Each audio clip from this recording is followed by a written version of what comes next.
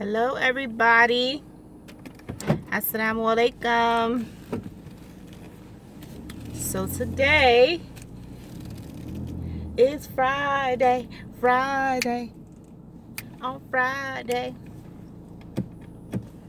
So today what I want to talk about, I might be a little lengthy up here today. Might not, depends. But I want to talk about women and relationships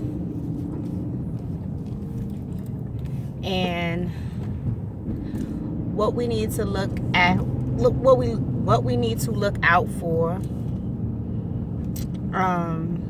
some of the mistakes that we make in relationships, some of the mistakes that we make as parents in relationships. So I want to start off by saying that being a woman is, I wouldn't say it's hard. I love being a woman. But being a woman and then a mother and all the roles that we play sometimes can be hard. It can be stressful. Because oftentimes as women, you know, you have that stereotype that when you first get your period, oh, you're a woman now. So if, you know, young girls get their period at 9, 10, 12 or whatever, and they're like, oh, you're a woman now, you know, and you gotta carry yourself this way, that way. So, you know, it's like at an early age we're put into this responsibility that we know nothing of, and that we really don't get the proper education from parents or guardians. And then we grow up and it's like we missed out on so much. But as a young boy, you know, I don't really know what young boys go through, but you know, they get more of a leadway. So women, we have to first understand that we are the first teachers for our children. So if we're in a bad relationship, our children are going to know we're in a bad relationship. Our children are going to see things in the relationship and think that it's okay when it's not okay, because we are actually teaching them how to act, and that's not okay, right? Oh my God, some of the stuff that you see around here is just like, but anyway,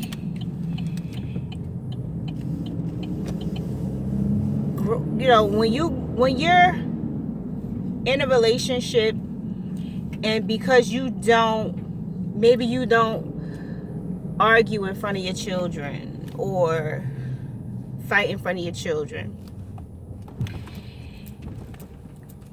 they still see those days when you're mad at your spouse, or your spouse is mad at you and you're giving him the silent treatment. Children, just like a toddler that absorbs everything and repeats everything, the children does it also. The teenagers, they do it also. So they're watching because they learn from us. They learn from their parents. They learn from their grandparents. If your grandparents raised you, aunts raised you, whoever raised you, we learn from those around us. And some of the mistakes that we make are those silent mistakes that the children just absorbs. We have to realize, although it may be tough sometimes being a woman, and you don't get that proper recognition for being a strong woman. We have to know that we are powerful and that we can change a lot of stuff if we knew our superpowers. You understand what I'm saying? As a woman, I can demand respect. I can demand for you to treat me a certain type of way. If I allow you to treat me a certain type of way, I have to hold myself accountable of me allowing you to treat me this way. This is not only for the men in your life. This is actually for the workforce. This is for your community. It's for anybody that you come in contact with. You have to demand that respect. I'm not tolerating this, and this is what I stand for, and that's just that.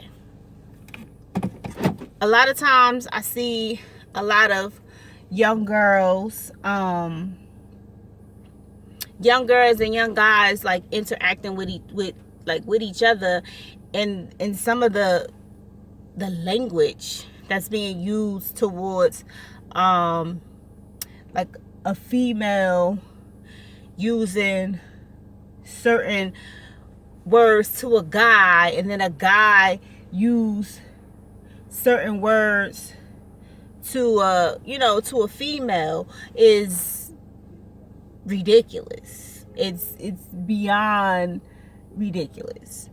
And at some point, somebody has to teach these young people how to respect each other. And for the young girls, you got to teach these young men how to respect you.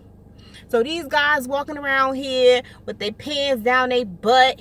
But if the young girls that they think are cute and pretty and they try to push up on, if these young girls be like, oh, you got your pants down off your butt, that's corny, that's whack, that look like you dirty. Like, these young boys, they gonna stop doing that. Because now they like, these girls, they ain't feeling us with our pants sagging. You understand what I'm saying? But you got all these young girls out here thinking that it's so cute, and it's not. It's not cute at all. It's not cute. Oh, don't call me that. Would you call your mother that? If we check them, and this goes for the guys too. If we check them, they will understand like, oh, she not tolerating that. And that's what we have to do. We have to do that. We allow these men to say and do what they want to us because sometimes we allow love to overshadow what we're thinking. We oftentimes, because we are nurturers and because we love hard and we love with our hearts and we are emotional, we tend to discard the red flags. We tend to discard the flaws. Oh, it's not that bad. Oh, he's not like the old boyfriend, or he's not like the ex, or he's not like this, he's not like that. Okay, we tend to dismiss all of that because, oh, we've been in a relationship for so long, he's better, he don't treat me, at least he don't hit me. There are so many signs. Domestic violence is not just somebody busting you upside your head. That's not the only signs of domestic violence. Domestic violence is physical. Once it gets to the physical part, it's like it's at the top of domestic violence. First, sometimes it is verbal. Him just saying certain things that'll hurt your feelings, calling you different names, degrading you, lowering your self-esteem. Then it can also be financial. He may be the breadwinner in the family, and I do this and I take care of the bills, so you got to do what I say, and da da da da da. That is domestic violence. And then there's sexual domestic violence. You got to have sex with this man.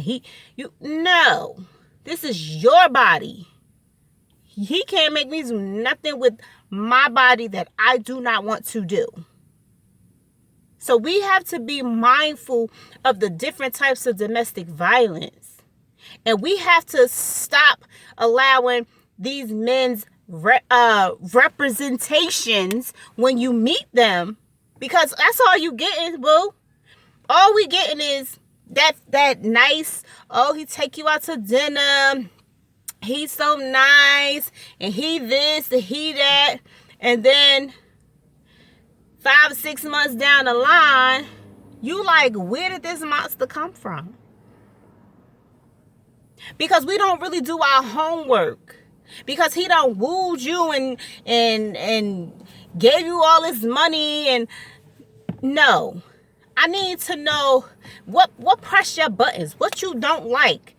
Like, what are your pet peeves? Like, we need to have those conversations. You understand what I'm saying? So that's why I strongly suggest, in my last video, I said, when you in a relationship, you got to treat that like an interview. It got to be like an interview. Because I need to figure out, one, are you capable of being with me and loving me for my flaws and all, because I'm not saying you don't have flaws and it's not okay to have flaws. That's not what I'm saying. But what I'm saying is, some people come in with the baggage.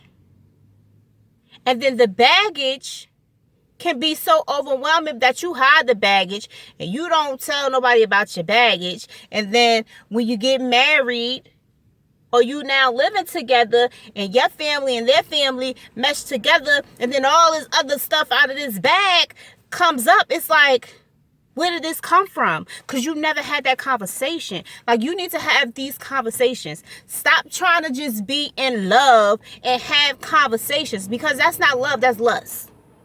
Everybody just want to get their rocks off. It's time. You'll get to that part, but learn who you about to sleep with. Because 9 times out of 10, you sleep with him, y'all have a baby, stuff goes rocky, and now you calling him all types of SOBs, he call you all types of B's and whores and all this. But you wasn't saying that when y'all was booed up. When he was taking you out, buying you all this type of stuff and doing all this other stuff, y'all wasn't saying all that. So, that's why I say you need to interview each other. Women, you need to interview these guys. We can't have these dudes around our children. They straight killing each other. Not each other. I'm sorry. They killing children. They hurting other people. You understand what I'm saying? So we gotta do better. You gotta make sure that not only that you're being taken care of, that he's taking care of his family and your family. And then the women, we get into these relationships, and then you see this man helping out with your children, but he don't do nothing for his children. That don't bring up an alarm. And then he telling you, oh, my baby mother, she's this and she's that. Like, it doesn't matter what she is. At the end of the day, she have kids. There's too much stuff going on around me, and I'm trying to, keep my eyes open, cause I am in the hood, so gotta be alarming. But anyway, I'm gonna cut this short because I'm about to go in the house because, you know, these people sometimes. But anyway, we gotta interview these men. We have to demand respect and, you know, take accountability for things that goes wrong in our lives. You know, we have to make sure that our confidence level has to be, you know, up there, because for me, I can honestly say that the relationships that I was in that were right, I know where I went wrong in the relationship. I know, because at the end of the day, a relationship for me is not you telling me I'm beautiful and all this other stuff. And, you know, yes, I want a man to take care of me. I want a man to be ahead of the household, but I can hold my own too. But I want a man that he helped me and I help him. And we're a team. Because there's no I in team. And that's what I want. You know what I'm saying? So my father, my uncles, they always told us, you know, you're beautiful. You know what I'm saying?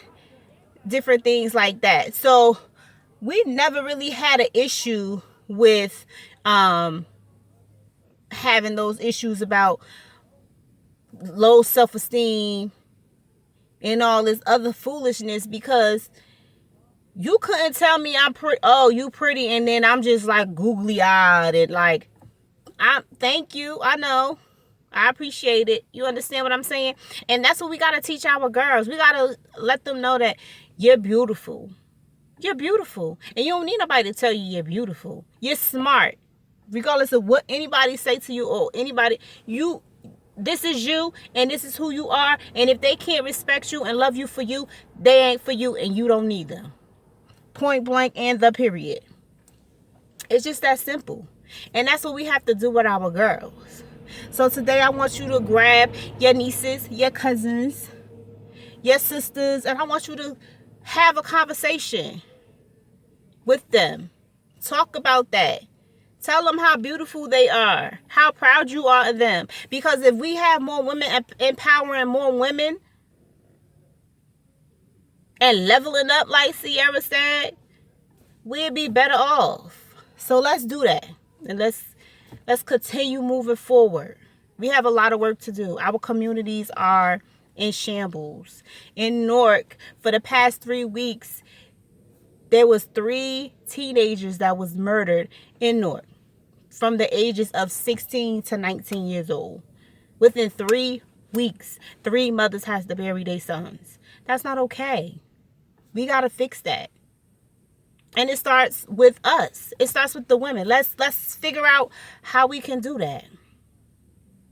So tonight I'm going to try to attend this women's meeting. And hopefully I can connect with some people and then